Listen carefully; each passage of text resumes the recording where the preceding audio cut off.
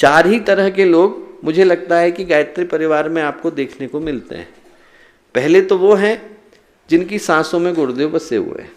सुबह उठेंगे तो उनको गुरुदेव दिखेंगे, रात सोएंगे तो गुरुदेव दिखेंगे। उनकी सांसों में जो सुमिरन चलती है वो सिर्फ गुरुदेव की आवाज़ की और माता जी की आवाज़ की चलती है।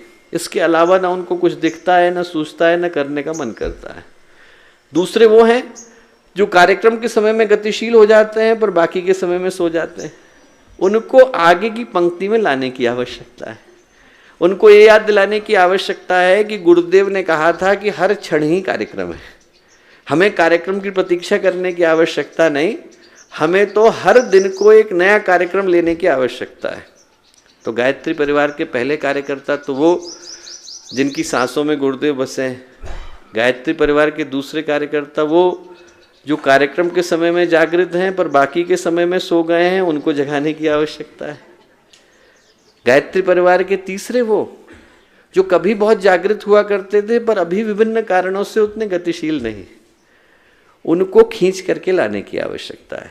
छोटी छोटी बातें हैं, किसी के मन में रह गई होंगी, पर गुरुदेव तो एक ही है, उद्देश्य तो एक ही है। हमारा है नहीं, आपका है नहीं, गुरुदेव का है। तो ऐसे उद्देश्य को आगे बढ़ाने के लिए हम लोग क्या कर सकते हैं?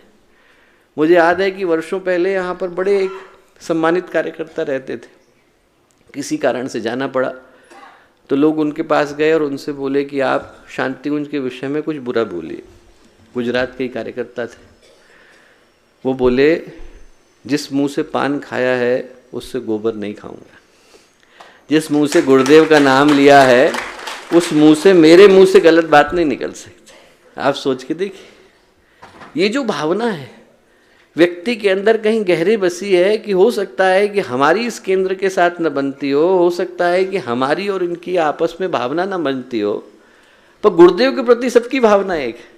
तो उनको कहने की आवश्यकता है कि आप केंद्र मत सोचो, व्यक्ति मत सोचो, आप गुरुदेव सोच करके आगे काम करो।